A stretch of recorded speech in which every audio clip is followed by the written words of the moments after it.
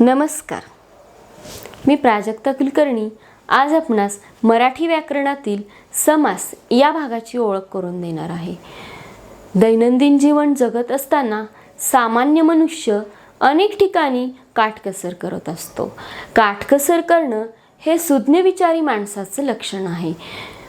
आपण म्हणाल की दैनंदिन जीवन जगत असताना मनुष्य काटकसर करतो, परंतु भाषा शिकताना, समास शिकताना इथे काटकसरीची काय गरज आहे?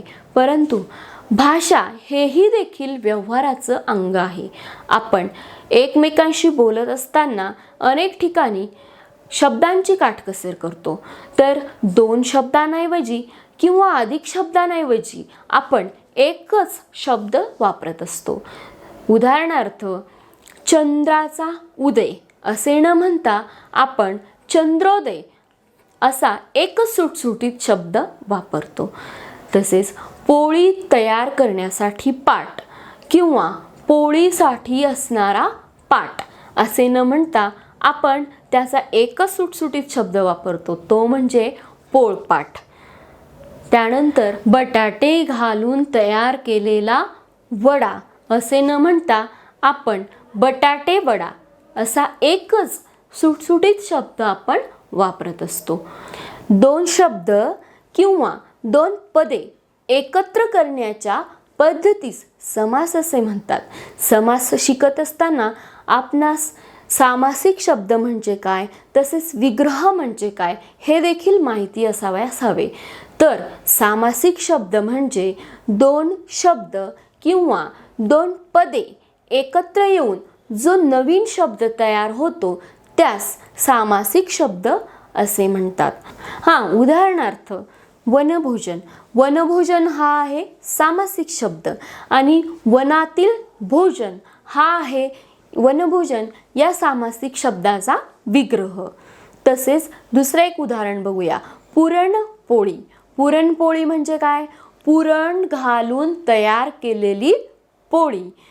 तर पुरणपोळी हा आहे सामासिक शब्द आणि पुरण घालून आपण जी पोळी तयार करतो हे त्याचं जे स्पष्टीकरण दिलेलं आहे ते म्हणजे त्या पुरणपोळी या शब्दाचा विग्रह. विग्रह म्हणजे सामासिक शब्दाचे कमीत कमी शब्दात केलेले स्पष्टीकरण होय. आपण समास म्हणजे काय, सामासिक शब्द म्हणजे काय, विग्रह म्हणजे काय हे आपण पाहिलं. तसेच त्याचे उदाहरणं देखील आपण पाहिले. पण या समासाचे मुख्य प्रकार किती पडतात, हे प्रकार कशावरून पडतात हे आता आपण पाहणार आहोत. तर समासाचे मुख्य प्रकार 4 पडतात. हे समासाचे मुख्य प्रकार कशावरून पडतात हे आपण आता पाहूया. तर समासाचे मुख्य प्रकार कसे पडतात हे पाहूया. समासामध्ये दोन पदे किंवा दोन शब्द एकत्र येतात. या दोन पदांपैकी किंवा या दोन शब्दांपैकी आपणास कोणत्या पदाविषयी किंवा कोणत्या शब्दाविषयी अधिक बोलावयाचे आहे यावरून ते समासाचे प्रकार पडतात. आपण पाहिलं की समासाचे मुख्य प्रकार 4 पडतात. तर त्या 4 प्रकारांची नावे आपण पाहूयात. पहिला प्रकार अव्ययीभाव समास, दुसरा प्रकार तत्पुरुष समास, तिसरा प्रकार द्वंद्व समास आणि चौथा प्रकार जो आहे तो बहुव्रीही समास. तर हे समासाचे प्रकार कशावरून पडले, यामध्ये कोणत्या पदांचा आपणास बोध होतो किंवा कोणते पद गौण आहे हे आपण पाहूया. तर अव्ययीभाव या समासामध्ये सामासिक शब्दातील पहिले पद महत्त्वाचे असते आणि दुसरे पद गौण असते. नंतरचा प्रकार आहे तत्पुरुष समास. तर तत्पुरुष समासामध्ये सामासिक शब्दातील दुसरे पद महत्त्वाचे असते आणि पहिले पद गौण असते. आपण पहिला प्रकार बघितला होता अव्ययीभाव समास. या समासामध्ये सामासिक शब्दातील पहिले पद महत्त्वाचे होते आणि दुसरे पद गौण होते. परंतु तत्पुरुष या समासामध्ये सामासिक शब्दातील दुसरे पद महत्त्वाचे असून पहिले पद हे गौण आहे. त्यानंतर समासाचा तिसरा प्रकार आहे द्वंद्व समास. तर या द्वंद्व समासामध्ये दोन्हीही पदे महत्त्वाची आहेत.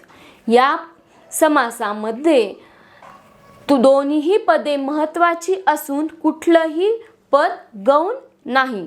जसं की पहिले आपण पाहिलं होतं की अव्ययीभाव या समासामध्ये पहिले पद महत्त्वाचे आहे आणि दुसरे पद गौण आहे. तत्पुरुष समासामध्ये पहिले पद गौण असून दुसरे पद हे महत्त्वाचे आहे. परंतु द्वंद्व या समासामध्ये दोन्हीही पदे महत्त्वाची आहेत. नंतर समासाचा चौथा प्रकार आहे बहुव्रीही समास. तर या बहुव्रीही समासामध्ये सामासिक शब्दातील दोन्हीही पदे महत्त्वाची नसून आपणास तिसऱ्या म्हणजे अन्य पदाचा बोध होतो. यावरून आपणास लक्षात येतं की हे उदाहरण बहुव्रीही समासाचं आहे. अव्ययीभाव या समासामध्ये पहिले पद महत्त्वाचे आहे. तत्पुरुष या समासामध्ये दुसरे पद महत्त्वाचे आहे. द्वंद्व या समासामध्ये दोन्हीही पदे महत्त्वाची आहेत. आणि चौथा प्रकार जो आहे बहुव्रीही समास, या समासामध्ये सामासिक शब्दातील दोन्हीही पदे महत्त्वाची नसून आपणास तिसऱ्या म्हणजे अन्य पदाचा बोध होतो. तिथे बहुव्रीही हा समास होतो. आता आपण समासाच्या 4 प्रकारांपैकी पहिला प्रकार अव्ययीभाव समास हा आपण आता पाहणार आहोत.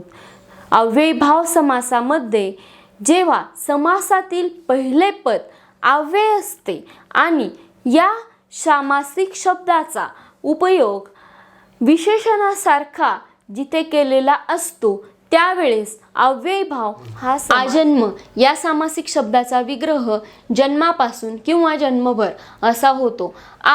हे अव्यय लागलेलं आहे आणि हे अव्यय क्रियाविशेषणासारखे काम करते, त्यामुळे इथे अव्ययीभाव हा समास होतो. प्रतिदिन या सामासिक शब्दाचा विग्रह प्रत्येक दिवशी असा होतो.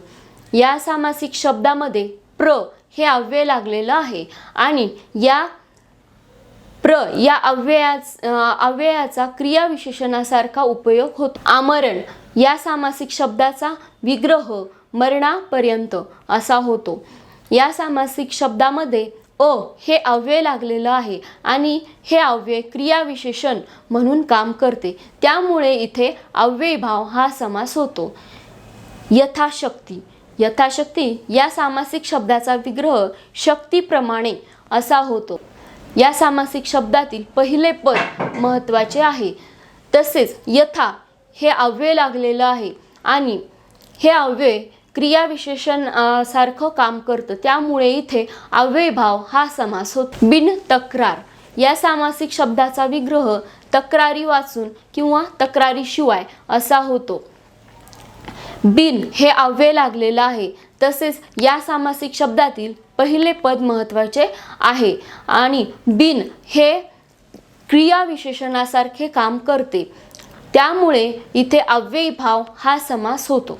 माझा क्लास तुम्हाला आवडला असेल तर माझं विकास हे चॅनल सबस्क्राईब करा, लाईक करा, जेणेकरून आपणास नवीन नवीन व्हिडिओजचे नोटिफिकेशन तात्काळ मिळतील. यासाठी सबस्क्राईब या बटनवर क्लिक करा.